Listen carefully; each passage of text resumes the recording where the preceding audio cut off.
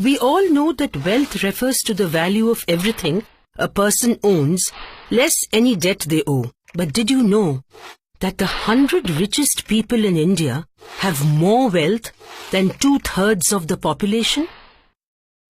Of those, the richest 15 have more wealth than half the population of the country. Let's represent the population of India as 100 people, the poorest 90 in red, the richest 10 in green. Now let's see how India's total wealth, around 216 trillion rupees, is divided amongst its people. The top 10 have 3/4 of the total wealth. The bottom 90 are left with only a quarter. But you know what? This still does not tell the full story, because the bulk of the wealth of the top 10 actually belongs to the top 1. Now how did this happen? 2/3 of our 216 trillion rupees wealth, that is around 144 trillion rupees, was created between 2000 and 2014. Who did it go to?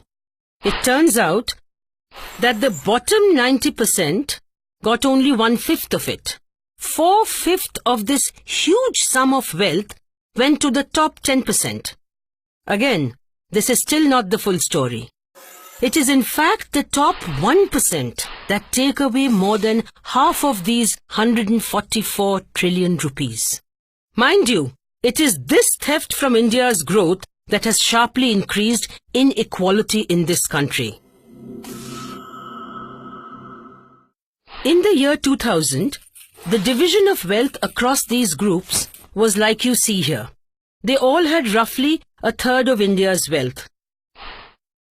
But by 2014, the top 1%'s share had increased dramatically from 1/3 to 1/2, while the rest lost their share. Some economists argue that more money in the hands of the rich will trickle down to those below.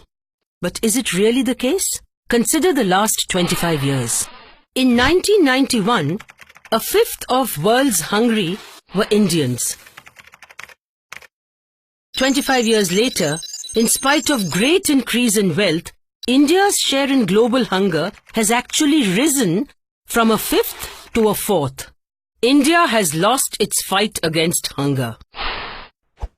As a result, India now has one of the highest percentages of underweight children in the world.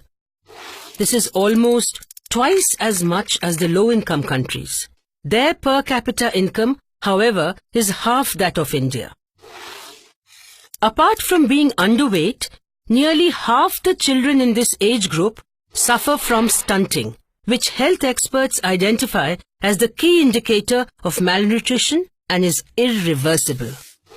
Illiteracy follows a pattern similar to hunger. In 1991, India had 280 million people unlettered, almost 1/3 of the world's illiterate population. In the last quarter of a century, these numbers have hardly changed.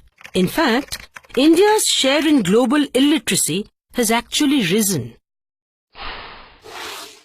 This is hardly surprising considering how long an Indian spends in school on average.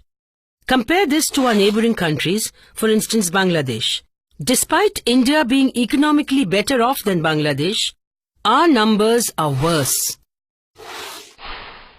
Incidentally, Bangladesh also outperforms us on healthcare expenditures, spending a greater percentage of their yearly government budget on health. Around 78% of all money spent on healthcare in India is in the private sector. As a result, around 40 million people are forced into poverty every year by incurring debt to pay for treatment and care. Providing universal healthcare throughout India would cost around 320 billion rupees. This may sound like a lot of money, but it's just a small fraction of the 39 trillion rupees of tax revenue foregone by the Indian government from 2006 to 2013, mostly on accounts of tax breaks given to the rich. It comes to about 5 trillion rupees per year. Now let's see what all can be done with 5 trillion rupees a year. Providing universal healthcare in India would cost 0.32 trillion rupees per year. Providing food for every Indian would cost 0.85 trillion rupees per year. And ensuring elementary schooling to all children under 13 would cost 0.22 trillion rupees a year. When we add up all these numbers, it comes to less than a third of the tax concessions to the corporate sector and the rich. Now can we honestly say that we do not have the money to provide food, healthcare and schooling for every Indian? Not only do we have enough money for all this, but plenty left for other long-term welfare measures. Calculations based on National Sample Survey data indicate that 1 trillion rupees would provide piped water to all Indians. A similar amount will pay for construction of toilets for 600 million Indians who don't have them today. This is less than the 3.4 trillion rupees that the Indian government lost due to reduction of customs duty on account of gold and jewellery alone. It is time we decide what kind of India we want. An India where the rich continue to get richer, while significant sections of our people live in abject poverty? Or an India for all its people?